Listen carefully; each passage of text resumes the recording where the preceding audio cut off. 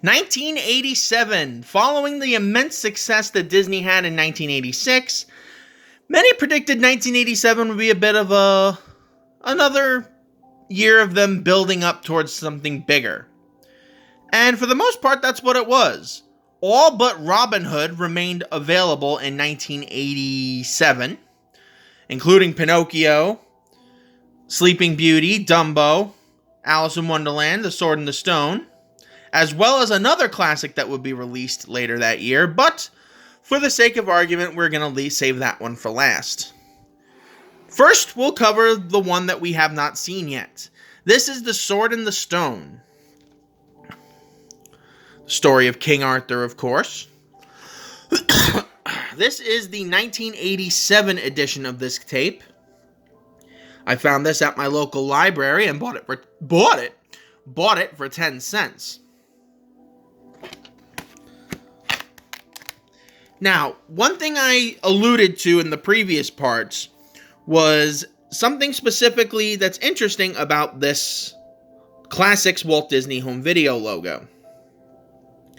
To know that it was specifically made from Disney, it had to have a black and white Classics logo, but the Walt Disney Home Video part of it had to be in red font.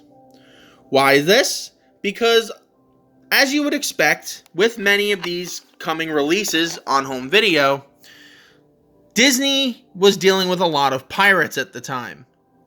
They would essentially get one of these tapes, bootleg it onto several different videotapes, and then package them out for sometimes cheaper or even at the same price as some of the other ones.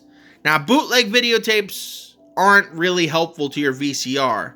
They can not only damage the VCR, but they can also make it so that all of your normal videotapes don't work properly on it. June 25th, 1987, for this Sword and the Stone video. Let's put you... Come on. There you go. There you go.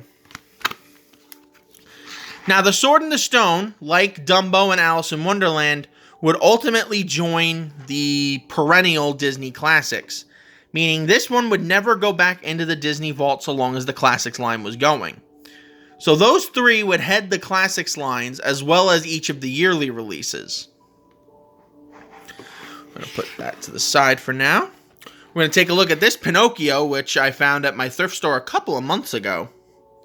Actually, at this point, it's probably a little bit over a year ago. And the reason why I say it's surprising is because I had read when during the 1986 thing that both Pinocchio and Robin Hood went back into the Disney vault in 1987. This can't be because of a print date for this film that says May 7th, 1987. So that means Pinocchio lasted a bit longer on home video, probably going back into the vault around the same time as both Sleeping Beauty and another title that we'll be discussing in a moment. But yes, Pinocchio would ultimately go back into the Disney vault in 1988 and would not be re-released until 1993, after it was digitally restored for its 50th anniversary. I'm going to put you to the side so we can talk about Dumbo again. Basically, it has the same it has the same cover, the same release things and shenanigans. The only reason you can really tell it's from 1987 is because of a difference that this tape will have in 1988 specifically. No print date. And just to check, because that was weird with the Robin Hood tape, and no, it does not have a sticker label. I'm going to put that down. And the big release of 1987 was Lady and the Tramp. Released in the fall of 1987, Lady and the Tramp was Disney's first real big hit on home video. It sold about 3 million copies, so basically triple the sales that Sleeping Beauty had in roughly the same time, which is, I gotta say, is pretty impressive. Now, why do I have 2 copies of it?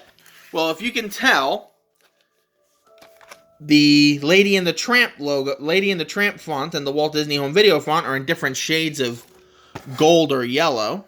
But not only that, but this was the property of somebody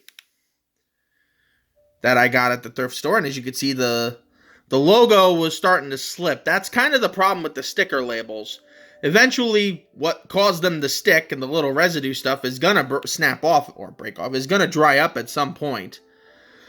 So I've basically been taping a lot of them. So you're going to see a lot of the 1988 and 89 ones have taped on logos. Sorry, taped on sticker labels. Now, Lady and the Tramp was weird. Unlike the other titles that would be released in the line, Sleeping Beauty, Lady and the Tramp did not stay on video long. It went into the Disney vault pretty much as early as it could possibly go into the vault in, no print date, in 1988. Because Disney felt that they were making these videos a little too available.